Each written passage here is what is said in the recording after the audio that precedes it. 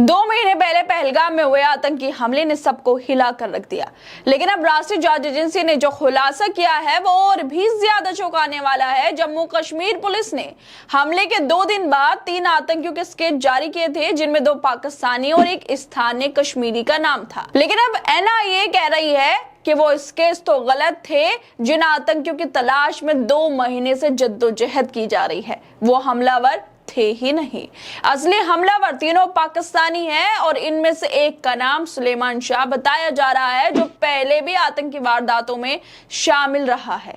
मतलब आप ये सोचिए, 2 महीने बाद एनआईए अब ये कह रही है जो स्केच निकाले गए थे, पुलिस ने जो निकाले थे, जिनकी तलाश की जा रही है, वो आतंकी है ही नहीं जिन्होंने हमला किया है, बल्कि दूसरे आतंकी हैं जिनकी तलाश अब की जा रही है।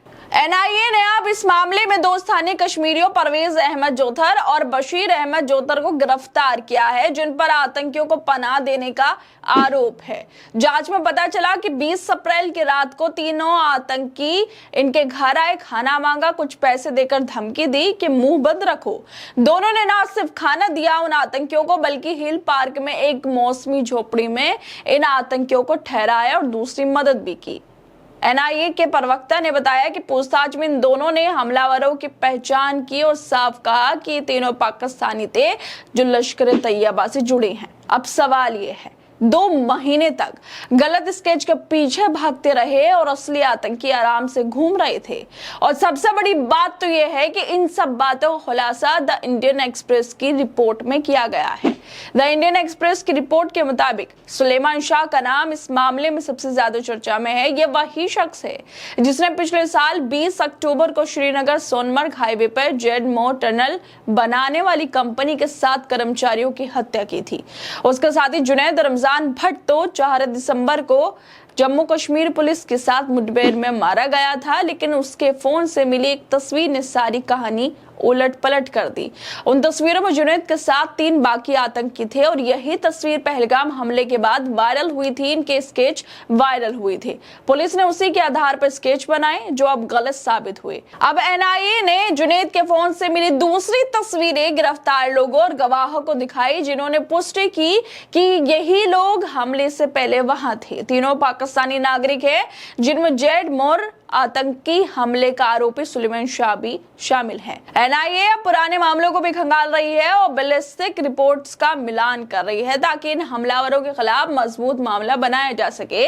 जांचकर्ता ये भी देख रहे हैं कि क्या सुलेमान उसने अगस्त 2023 में कुलगाम में 3 सैनिकों की हत्या और पिछले साल मई में पुंछ में एक वायुसेना कर्मी की हत्या में भी उसका हाथ था या नहीं था।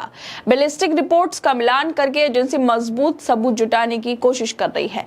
इससे पहले एनआईए ने 200 से ज्यादा लोगों से पूछताछ की, जिसमें खच्चर चालक, दुकानदार, फोटोग्राफर सब शामिल थे।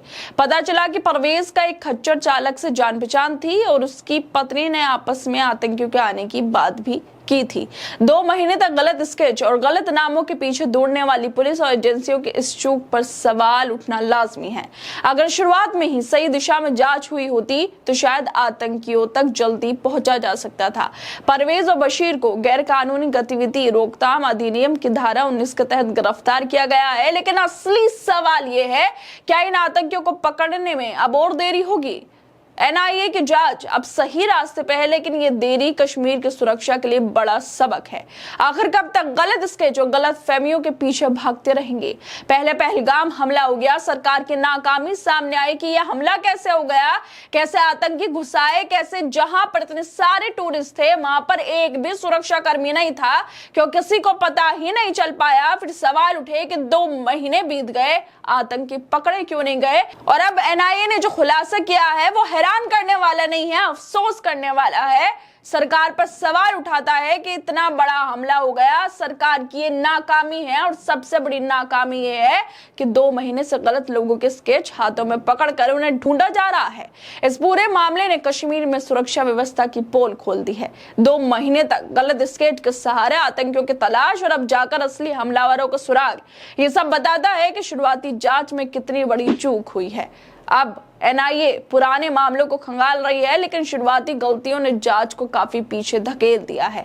कश्मीर में अमन चैन के लिए अब सिर्फ कागजी कार्रवाई या लंबी जांच नहीं, बल्कि तेजी से सटीक कदम उठाने की जरूरत है। और ये जो एनआईए की रिपोर्ट में द इंडियन एक्सप्रेस ने जो छापा है, ये जो रिपोर्ट सामने आई है, ये बेहद अफसोस की बात है कि 2 महीने बीत गए, पहले तो आतंकी नहीं पकड़े गए, और अब खबर सामने आ रही है, खुलासा सामने आ रहा है कि जिन आतंकियों के स्केच बनाए गए, वो आतंकी जिन्होंने हमला किया वो है ही नहीं, वो कोई और है, जिनकी जांच, जिनकी पहचान और सबूत जुटाने का काम अब एनआईए कर रही है। कश्मीर में जहां पर कहा गया कि जीरो टॉलरेंस की नीति अपनाएंगे, आतंकवादियों को बख्शेंगे नहीं, इस तरह की बातें कही गई, लेकिन ये जो खुलासा हुआ है, ये बाकी सरकार पर सवाल खड़े करता है, सुरक्षा पर सवाल खड़े करता है जम्मू कश्मीर की। खैर दोस्तों, आप लोगों को क्या लगता है इस खुलासे को लेकर? हमें अपनी राय जरूर दें, और बाकी तमाम खबरों को देखने के लिए जुड़े रहिए हमारे साथ।